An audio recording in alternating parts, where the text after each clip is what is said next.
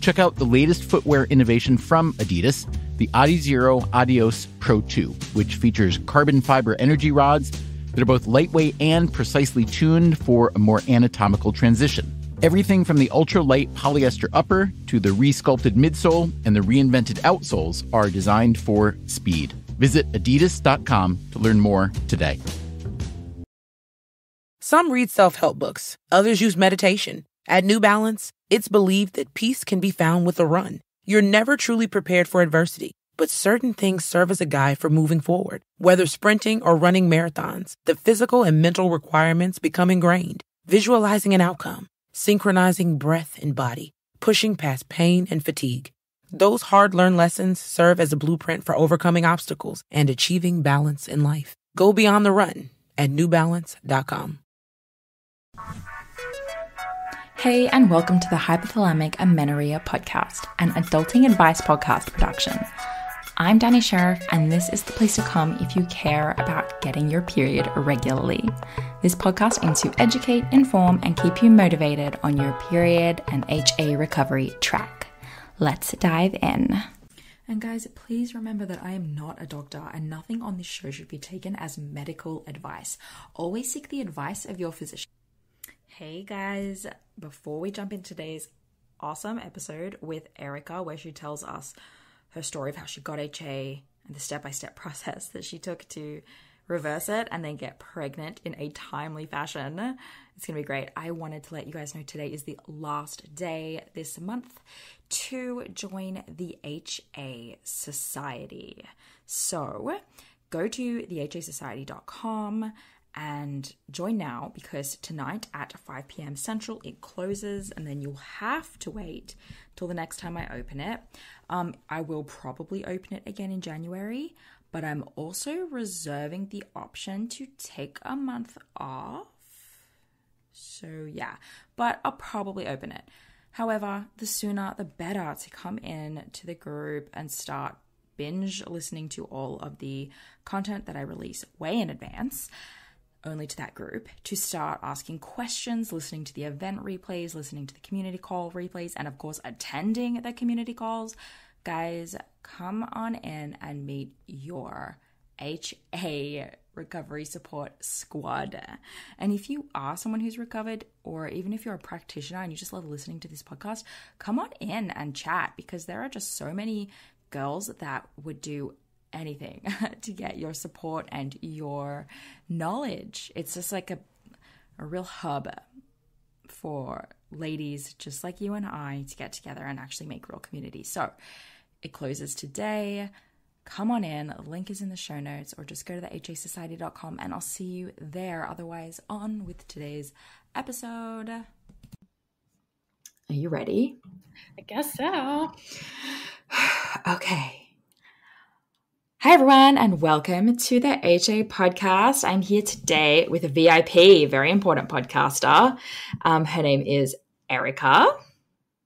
Erica, are we saying last names, Erica? Can I use your full name? Yeah, you can say it. Erica Okay. Cohen. Cohen, there we go. I wasn't sure. I never remember to check these things because some people are like, I'm an anonymous name in the space. But no. It's a coming out story. It's her coming out story. And that's exactly what this is. So Erica is a member of the HA Society and basically one of the first to kind of kick off a string of people being like, I'm pregnant in the group, which is so freaking cool. And she just has a really awesome story of intentional pregnancy. So we have, the HA story of Nikki, who by the time this episode comes out, her follow-up will have come out, where she just was trying to get her period back and then instead, kind of accidentally got pregnant. That's what she wanted to do, but she just wasn't expecting that to happen. But Erica's is a little bit more methodical. So she's going to share her story from the beginning, and then I think a lot of you guys will be just really interested in it because she's also in her 30s and just all the things. So welcome, Erica. Tell us everything. Thank you. This is been a long time coming, because I remember when I was going through my recovery process and you had just started this podcast, I messaged you and I was like, I'm going to get my period back. And when I do, I'm going to come on your podcast. I love it. That's so good. Here we are.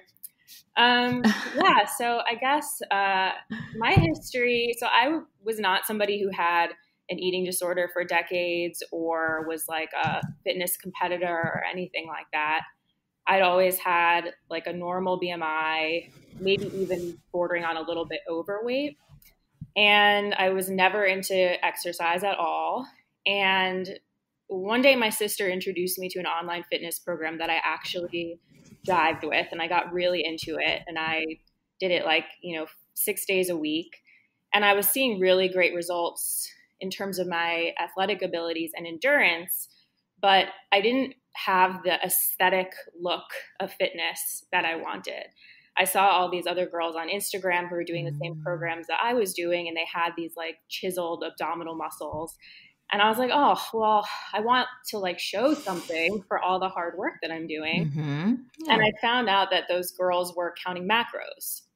So I started exploring macro counting and started with a calorie cut. And right around the same time that I started counting macros was when my husband and I decided it was time to try to have a baby. So, and everything that I had read, like in, normal, like pregnancy advice says, having a really healthy diet and exercising and sometimes even losing a little bit of weight can help you get pregnant faster. So I was like, oh, this is perfect. I'll just be the epitome of health and wellness and I'll get pregnant like that. And, everything will be all good. So I had my birth control implant removed and it took, a couple weeks for my menstrual cycle to come. And when it did, it was a lot shorter and lighter than I remembered it to be from, before I had been on birth control. I had had like, in the past debilitatingly painful cramping and like heavy bleeding. And this was like nothing, which was very surprising to me. So I thought like, okay, well, I just had my implant taken out. It's my first period in like 2 or 3 years. Maybe it's just going to take a cycle for things to normalize. So I waited for my next period to come and I started doing some fertility tracking stuff, which I'll go into all the scientific process of that later. But I started like collecting that information. And so I was able to identify that I ovulated. The first cycle I had, I ovulated as well. So I detected 2 ovulations. But my next period was the same. It was really short, really light. At that point, I identified that my luteal phase was also really short. So now like sirens are going off in my head, like, okay, something isn't right here. And I told, some family and my husband, they were like, oh, you're probably overreacting, just give it some time. And meanwhile, like I'm continuing to cut my calories down and down and down on this macro cut. So I'm waiting for my next ovulation to come. I'm using like temperature tracking and all these other things. And then, 2 weeks go by, 3, 4, 5, 6. I know I'm not pregnant because I'm looking for ovulation, which hasn't happened yet. And I'm like, all right, this is it. Something's wrong. And, I should mention I'm a physician. So when you're a physician and you start Googling things, maybe it's even worse because I have access to all of this like heavy, medical literature and I'm starting to like self-diagnose myself. And I'm like, it could be PCOS, but then I don't have XYZ symptoms. And like, what if it's premature ovarian failure, but I'm not having menopausal symptoms. So I just kind of like got in my head and started driving myself crazy. But I knew that in order to officially be diagnosed with hypothalamic amenorrhea, you have to wait 3 months without a cycle before they'll, officially consider you amenorrheic.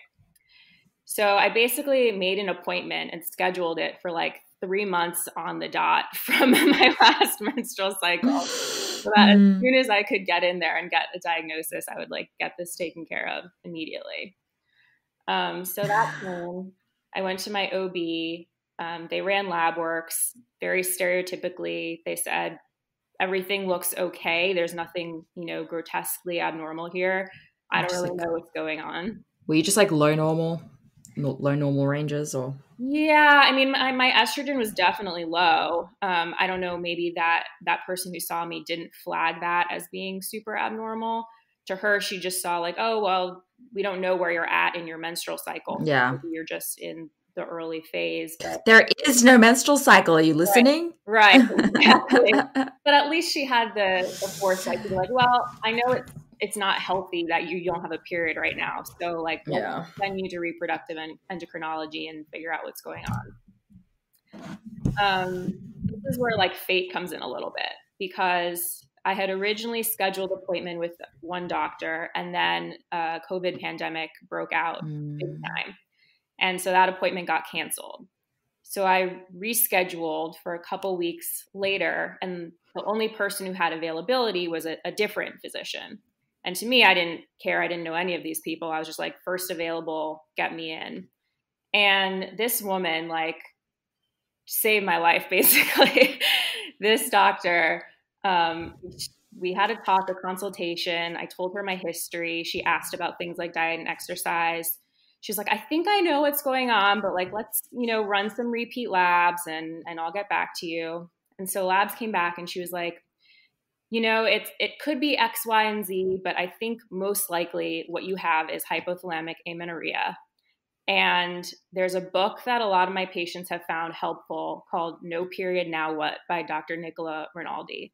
Like she basically just handed me the diagnosis on a silver platter with the treatment, instead of so many other girls that I have met through all these support groups who spend like years not knowing what's going on and being shuttled around to all different like practitioners and physicians and whatnot. So I'm like, really, I don't know how I ended up that lucky to be under the care of a physician who actually knew, 100% what my issue was and how to fix it. So I read that book like cover to cover within a day or two. But even having all of this information and knowing exactly what I needed to do, it was still hard for me to like mentally and emotionally accept that I needed to like make these drastic lifestyle changes. I was still like I guess I had to go through an emotional mourning of sorts of like giving up this fit body that I had spent, in my opinion, so long, like, finally like making it look a way that I was happy with. Now to have to accept that wasn't healthy and I needed to undo it. So I had already been like slowly increasing my calories on a reverse diet at this point, but like lab work month after month, like wasn't really showing that much improvement. And my physician was like, well, you are not a little young spring chicken anymore. Like you're 35, you want to have a family. Like, you definitely can try to do this on your own. Medications are also an option. And, I'll just leave that to you to decide like if and when you want to take that leap. And I had told her like, I would really prefer to try to do this on my own and leave that as a last resort. And she was completely supportive of that. Yeah. So one day I was like in the garage doing a workout and I just had like an emotional breakdown over this whole thing. I was so tired, physically, emotionally, mentally. I was really like, I was so frustrated. And up until that point, I hadn't really had the support of my husband, my mother, like people in my life. They were kind of like questioning the diagnosis. Is this really what needs to be done? And I know this has come up a lot in some of your other podcasts and stuff. Like, it's not their fault, but they just are like set in this mentality of like, this is what health and fitness is, and this is how we're supposed to live. So I was really struggling with that. But when I had this like breakdown and I just started sobbing about how miserable I was and how I was sick of feeling this way, in that moment, my husband saw me and he was like, okay, we got to fix this. Like, I understand, like, I'm on board, whatever you need to do to turn the situation around. Like, we want to start a family. Let's just go for it. And then I was like, okay, I'm ready. I can do this. That's kind of the moment that so many girls just want to also have. Like, I know it probably sucked to be sobbing on the floor in that moment, but also like that's the whole like hitting rock bottom thing. Yeah. Just like, can I please just be in a position where I can just make a decision right now about how to do this and be super certain? Yeah, I needed that moment. I didn't know what to do until I knew what to do. Mm-hmm. Nice. Yeah. So I woke up the next morning and was like, I'm eating 2,500 calories a day. And I think in my reverse diet at that point, I was pretty close to that number. I was already eating maybe like something about like tracking it. Yeah, like I was so close to that magic number. I think I was around like 2,200 calories a day, but it just wasn't enough for me. And I had already kind of made the switch to like less cardiovascular based exercise. I had switched more to like weight based training. I wasn't really getting my heart rate up anymore. So I had already been making like little changes, but it clearly was not yet enough. So I committed to doing the 2,500 calorie thing. And I did track those calories because I wanted to make sure like, if I'm going to do this, I'm going to do it correctly. Yeah. But you're coming at it now from a different mindset as well. Yeah, definitely. So I made sure I hit at least 2,500, if not more. Like if I ate 3,000 that day, so be it. There were some days that like I wasn't as hungry, but I kind of just encouraged myself as though like food is my medicine. I need this to get better. I'm going to have an extra piece of toast today or something like that to make sure that I hit that 2,500 mark.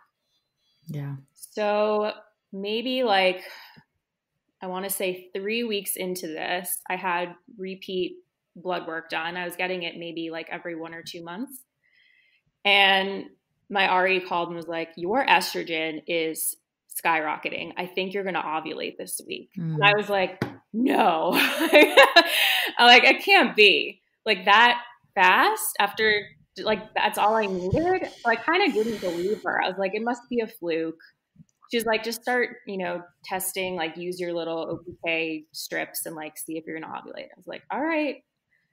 I tested the next 5 days, nothing was happening. And then all of a sudden it turned positive. And again, I was like in disbelief. I'm like, no, it's a false alarm. It's gotta be a false LH surge or something.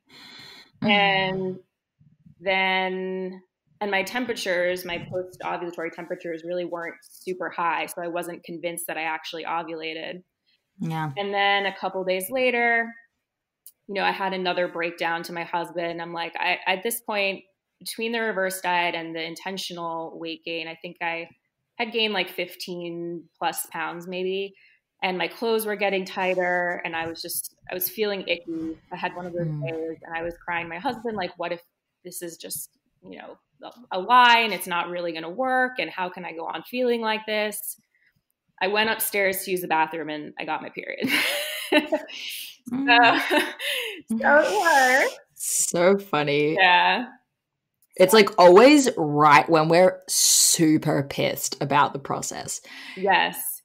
This happens so often. All the time. But don't go don't go intentionally getting pissed off every week hoping it works. It's when you're genuinely upset. Yeah. Yeah. Yeah. When you are like on your last bit of hope, that's when it happens. Your last bit of hope. Dude, I think it's really cool. If everyone can kind of relate to this, like you sort of tried doing it the little baby steps way. Mm-hmm. And those probably played a role, in because you felt like this worked way too fast. Like I'm ovulating way too soon. I mean, that time that you spent, reverse dieting and taking those baby steps probably wasn't for nothing, but going, all in just helped you get across the line. Probably. Yeah. We can speculate, but I'm sure it did. Yeah. Yeah. Okay, cool. So you got your period back. It was wonderful and exciting. And then what happened? So then I told my husband, I'm like, all right, this is it. It's game time. Like, we are committing to this. We are going like all in on baby making. So I had already put in all the research on how to do this very scientifically, 8 or 9 months beforehand, before I realized that I had HA. So I had like all my supplies and everything like ready to go. One of the supplies, what are we talking about? Yeah. So first of all, because I knew that I had a short luteal phase when I got my period back, which is extremely common in HA recovery. And now I realize that when I had my implant removed, those couple short periods before I lost it completely was also a luteal phase defect that I was slipping into HA. So it's like a slope. You don't just all of a sudden lose your period out of nowhere. Yeah. Usually like the luteal phase shortens, then you lose your period. And then as you come out of recovery, it's, the same way out. Yeah. So from Nicola Rinaldi's book, there were like a couple of things that she suggested trying to help lengthen the luteal phase. One of them was taking vitamin C supplements. And then there were a couple other things that were maybe more like hormonally focused or more advanced. For me, I was like, let's just start with the simplest thing and maybe it'll keep me from like, yeah. And also I made sure that I didn't change a single thing from my recovery process. So I continued to track to make sure that I was eating at least 2,500 calories a day. Even if I wasn't hungry, I made sure that I ate them, and I didn't change anything about my exercise, because some women I know tend to like reintroduce things too quickly and then they kind of get stuck again. So I was not about to let that happen. So those were the things that I did like baseline.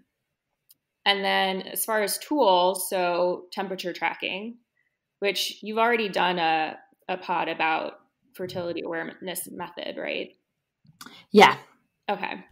So yeah, I had my basal body temperature, and the one that I use, I think, is called Proven, which has a backlight on it, which is super handy if you're using temperature early in the morning when it's dark out.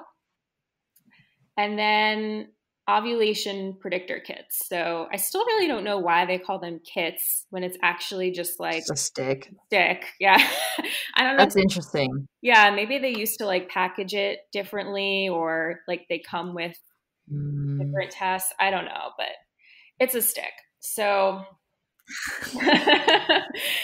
a lot of women, I think most women probably use like the cheapest and most accessible sticks, which are these like little dip sticks that you dip in your urine in the morning, and they give you a line, and you can plug it into an app to tell you whether the line is dark enough to mean that your luteinizing hormone is surging or not. For me, like seeing the women on these message boards, like struggling and being like, I don't know, is this positive? What do you think? I know. I'm like, it could just be a shitty photo. This is really hard. Yeah, that was like not for me. I know, like I'm a person that needs definitive yes, no's. So I went with digital ovulation tests. And Clear Blue is a company that makes those. And even in Clear Blue, there's like a couple varieties of ovulation tests. And I used 2 of them because, again, I was just being, overly scientific and gung-ho about this. So the most basic type of ovulation stick will tell you if there's a luteinizing hormone surge. And that's the one that you get like 24 hours before you're going to ovulate. So the digital sticks from Clear Blue either give you a blank face or a smiley face. If you get a smiley face, that means you're going to ovulate in the next 24 to 48 hours. Then the more advanced type of ovulation test sticks also measures for changes in estrogen. So before you get the luteinizing hormone surge, leading up to that, you get rising estrogen levels. And once your estrogen levels are high enough, that's what triggers the luteinizing hormone surge. So these advanced sticks will tell you when it detects that your estrogen levels are rising. And that gives you like a couple days advance notice of when you're going to ovulate, which is helpful because the egg itself actually only lives for like 12 to 24 hours. So if you either like find out a little bit late that you're about to ovulate, or maybe like your partner happens to be away or working late or whatnot, and they're not there on that day, then you might miss your little 12-hour window when that egg is still viable. So it's so weird that it's such a short period of time. I mean, I know obviously like cervical mucus will keep it alive for 5 days. Thank goodness for that, or else none of us would be here. Yeah, the sperm surviving for so long, like that's clutch. So it's like stubborn little buggers. So yeah, so the advanced sticks will tell you like your estrogen levels are rising now. So have intercourse like every other day during this process to make sure that you have enough sperm on board so that when you do ovulate, they're ready to go. So the advanced sticks, I think you have to use in the morning. They want first morning urine, which is the most concentrated to be able to measure these hormones. But I believe luteinizing hormone surges more commonly happen in the afternoon or the evening. Yeah. So if you are relying on a morning test to tell you that you're surging, and then you don't see your partner until that evening or maybe even the next day, then like your window's kind of shot. So I would use the advanced monitors in the morning until I got signs of estrogen levels rising. And then once that happened, then I would also start testing with the more basic luteinizing hormone test stick in the evenings to try to make sure that I knew like the first moment that my luteinizing hormone. Check out the latest footwear innovation from Adidas, the Adizero Adios Pro 2, which features carbon fiber energy rods that are both lightweight and precisely tuned for a more anatomical transition. Everything from the ultra-light polyester upper to the re-sculpted midsole and the reinvented outsoles are designed for speed. Visit adidas.com to learn more today. I'm Katie Grossman, the ultramarathon runner sponsored by New Balance. I'm also a creative professional, wife, and mom. Life has gotten crazy, especially after battling a tumor, but running still improves my life, both physically and mentally. Go beyond the run at newbalance.com. We're surging. The thing about the advanced monitors that is a little like footnote that you have to look for in the big instruction manual is that they're based on a normal like ovulatory cycle that happens on day 14. And HA girls, especially early on, tend to not ovulate on day 14. We have like longer cycles, right? So the test says that if you don't show signs of ovulation by day, I don't know what it is, probably by like day 20, that the monitor is just going to assume like you're not going to ovulate this month and stop testing. Okay. And it'll stop asking you for test sticks. So like if you're going to use this monitor, first of all, like you should never use these advanced things before you've had at least one recovery period because they're super expensive and you'll end up wasting a ton of money on these things. But even once you get your period back, you have to like keep this in the back of your mind. Like if the computer doesn't think that I've ovulated by this date, that doesn't mean that I'm not going to ovulate. And you should keep testing with something cheaper in the afternoons. So like for me, when I was using my test sticks, I think it was like cycle day 16, 17, 18, 19, 20, like it took a couple of days for that estrogen surge to actually happen. I think I'm going back to see how long it took actually, because I wrote it down. It was on cycle day 20 that I finally got a high. So when that happened, like I kept taking tests in the morning. So cycle day 20, 21, 22, 23, 24, it just kept flashing like high fertility. And then cycle day 25, the monitor just went blank. And it was like, sorry, you're out of luck for the month. It's not going to happen. I'm out. But I was like, okay, I'm having like some physical signs. It says my estrogen level is rising. So like, I've got to be close. So I made sure that I still took one of the basic LH tests in the evening and it gave me a positive. And it said, yep, you're ovulating. It's happening. So luckily my husband and I had been baby dancing like every other day during my high fertility period. Once I got the LH surge, we baby danced. We baby danced the day after that.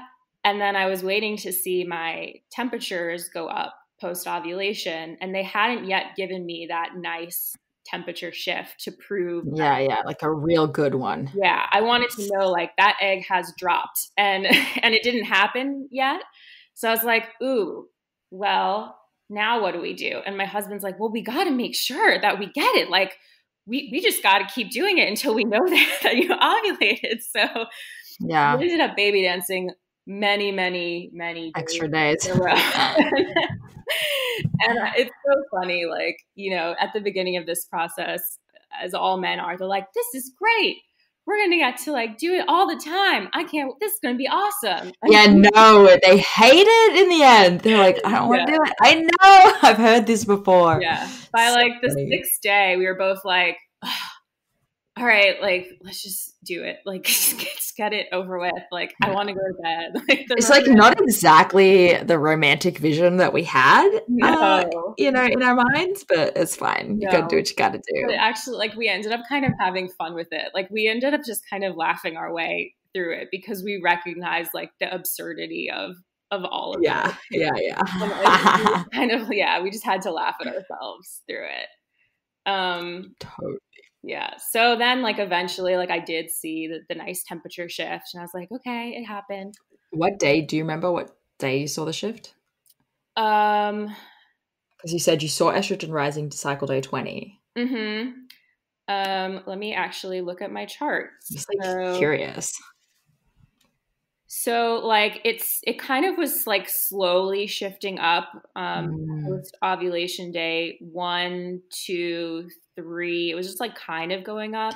So you didn't see normal day and then next day big shift. You had a slow climb. Yeah, I was a slow climb. Yeah, unusual. Which can happen apparently. So that's why I wasn't like super sure. And it wasn't until I had, you know, like 2 or 3 days clustered together that were obviously higher than those other temps that I was like, yeah, okay, we're good. Like this has happened. Yeah. Somehow it did the thing it was meant to do. It doesn't look how they say it should look. Yeah. But the end result is the same. Yeah. Yeah. So then I started counting because you need at least 10 days post-ovulation for anything to be viable. I couldn't do it. I ran out of, because I chart by hand and I ran out of days on my temperature and I would have had to start a new page. And I just decided to stop right there. I just was like, I can't. Good for you. That took a lot of stress out of it, I'm sure. Yeah, I think it did. Sorry, I cut you off. Keep going. Let me think. Yeah, so saw the shift, and then like a couple days went by. I'm a pessimist at the heart. So I was thinking like, this is great. Like we did all the right things. Chances are my luteal phase will be short again because I had still, you know, over the course of a year, never had a normal length luteal phase. So like, what are the chances that this would actually work on like our first real go at it?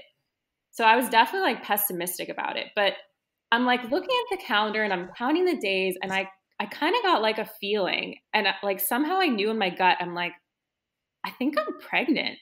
Like it was around like day 7 or 8. I just started getting this weird like premonition. I was like, I think that I'm pregnant. What had been the longest luteal phase you'd had prior? Like 5 or 6 days. Yeah, so that's kind of like I know this is still short, but it's the longest one I've had. Yeah. I don't know. I can't really even explain it because, and there's no, I can't say that it was just like wishful thinking because like I said, I'm a pessimist. Like I don't like live on hopes and dreams. I'm like, you know, negative Nancy over here. But there was just something I've had this gut feeling. And so this was right around when RBG passed away. And I remember sitting there like at the counter and I told my husband, I'm like, if I'm pregnant and it's a girl, we're naming her after Ruth Bader Ginsburg. He just kind of like laughed at me. Is that still the plan? Well, maybe. Ruth. Yeah. Maybe, like I kind of just knew, and like I looked at the calendar, and I'm like planning. I'm like, well, we have plans to like get together with family for the holidays in a couple days. Like I'll probably like know by then, so that would be like a good time to tell them. Like I just ran through all this stuff in my head, just like thinking this is it. But I waited until cycle day, I want to say 12, to actually take a test. Did you really? Yeah.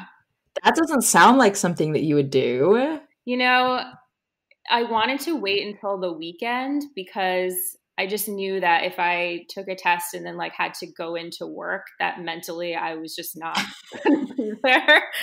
And I didn't think that was like the right thing to do. And I wanted to be able to like, you know, celebrate with my husband and all this stuff. So, and I didn't want to test too early and get a false negative because I was so sure that like I tell me, I just knew. So I was like, well, I'll just wait till like, oh no, I'll get like a good test and that's it. Yeah, I feel you. I had a really similar thing where I hadn't had any long luteal phases either, and my longest one had been like 7 or 8 days max.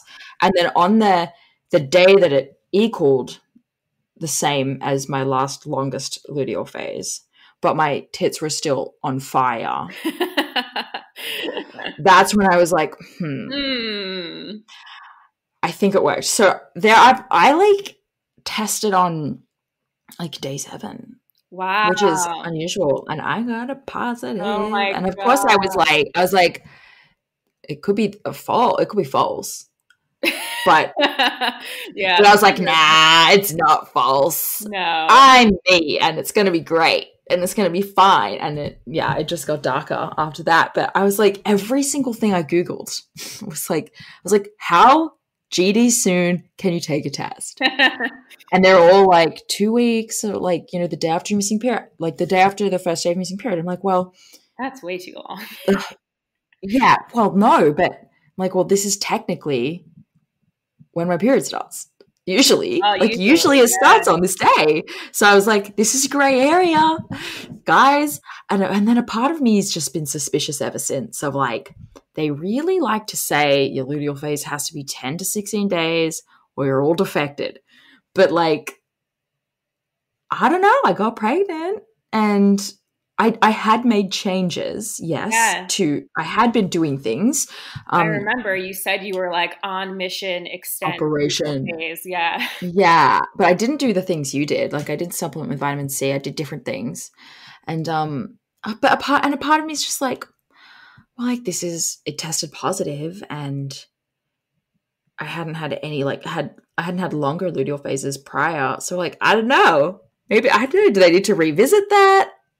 I'm curious. I want to like know about more people who have experienced this for sure. Go us. Yeah, we did it. Yeah.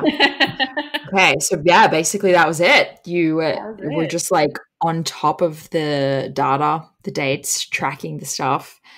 Yeah. And obviously you can absolutely get pregnant without doing this like crazy scientific experiment that I did. Plenty of girls in our group can attest to that. But if you're someone like me who's like, you know, mid-late 30s, clock is ticking, and you're like, I need to do everything that I can to make this happen as fast as possible. These are the things that I did. And most of it was based off of these 2 books. So one of them was Taking Charge of Your Fertility by Toni Weschler, I want to say. Mm-hmm. That's the one that tells you all about like how to track your temperatures and your cervical fluid and stuff. And then the one that taught me about like the ovulation sticks was The Impatient Woman's Guide to Getting Pregnant by Twenge, I want to say. Oh, that's the perfect book. Yes. I was like, oh, I can identify with that. Yeah, that's so good. Okay, cool. I like it. I mean, I feel like I did the same thing. I just... Yeah, you can do it either way. Yeah, I think it's like, how type A are you going to be? It was kind of fun. I don't know about you, but I thought it was kind of fun to like see if I can figure this out. Yeah, I definitely got almost addicted to tracking the data. I also, actually like another data point that I didn't mention that I was also tracking was my heart rate. So like when I was deep in HA, my resting heart rate was like, I want to say 46. Would the doctor always double check yours? Until I started going in for those fertility appointments, like I guess I hadn't had a routine appointment for anyone else to notice. And it's almost like, and I've talked about other like physicians who go through HA about this as well. It's almost like embarrassing to us because we know that a heart rate of 46 is not normal. Like that's dangerously low, but there's something about like when you're in this like fit life mentality that you're like, oh, 46 just means that I'm like super fit and healthy. I thought I was so cool because my heart rate was super low that the girl's like, my optometrist, they check your heart rate everywhere you go. My optometrist checked my heart rate and she was like, I'm going to check it again just to make sure you're not dead. and I was just like, that's because I'm so fit. I know. And it's just the opposite. Like it's a warning sign. Yeah, so totally. When I had been going through recovery, my heart rate was like very slowly increasing. And the week that I hit 60 BPM for the first time in like months, that was the week that I ovulated. And then when I had my pregnancy cycle, like as I was in that luteal phase, my heart rate started like skyrocketing. Like it started going up to like the 70s, the high 70s. And I had never seen a resting heart rate that high. I'm like, am I on fire? Like what is going on? Yeah. So like my metabolism just really responded. And it's been really interesting, like seeing how those changes that happen, like even now in early pregnancy, how your body's still like adjusting physiologically to all these changes. Yeah, it's really weird. I remember like noticing I could like hear my heartbeat more, you know, inside if the room is really quiet or something, I could kind of like hear it and feel it in my ears and like, heart. Are you okay? But I feel like it had some kind of correlation with just like ovulation, post-ovulation. But that said, like my period or my luteal phase is I basically was just like pregnant every month. Like it was exactly like I had the sorest boobs. My heart would be pumping hard. I would have funny dreams and I would be really hungry and I would be super tired. It's like, I don't know what this is about, but the only difference has just been feeling nauseous thus far. And like the boob soreness not going away. Question randomly, have you are your boobs still sore? Yes. And do you get the thing where they're the sorest like when you first wake up in the morning? Yes. And you get out of bed and you have to hold them because you're like, Because like gravity has like, you know, you've been lying flat all night and then all of a sudden you get out of bed and it's just like, boom. I know. It feels like there's like some kind of hormone pooling in them because you're lying so still and then you get up and it's like, and it burns. Yeah, it's the most painful part of the day for sure. I know, but it's also this like lovely reminder. You're like, yes, I'm still pregnant. Yeah, it's true. Yeah, now you go through all different kinds of fears. Before it was like, you know, my body's not working. When am I going to ovulate? Now you switch to all different kinds of fears. Like, you know, if my symptoms aren't as strong today. So like, what does that mean? Like, is everything okay? Yeah, like you kind of it makes sense that I'm sure every girl in their first trimester is like low-key freaking out about everything. And so I just try to remember that like those are very normal thoughts to have and move them on. But dude, like everything is potentially dangerous. Have you been active through your pregnancy? You know, in the first couple weeks, I wasn't at all. I felt so not even like, it wasn't like I was going to bed super early, but physically I felt like I had no energy and just going for a walk around the block, I was like panting. Like I felt so out of breath out of nowhere all the time. So I really cut back. I switched to yoga for a while. And now that I'm feeling a little bit better, I'm almost at the end of my first try now. And so I just started doing bar classes at home and things like that to like work on a little bit more muscle strength, but without going back to weightlifting, because I don't feel like comfortable doing that at this stage. Fair enough. Yeah. I'm at the beginning of my first trimester, so we'll see. And I totally experienced that fatigue the first couple of days. And I was like, I just went for a walk. My legs feel heavy. Like I have been doing sets of 20 squats or something. Like I feel tired like that. And going to bed at like 8, but waking up at like 3. And just weird shit like that. But if I feel really good, I have been hitting the weights because that's what I'm used to. And I don't want to change things up too much, but I definitely am like, I want to be as sensible as absolutely possible.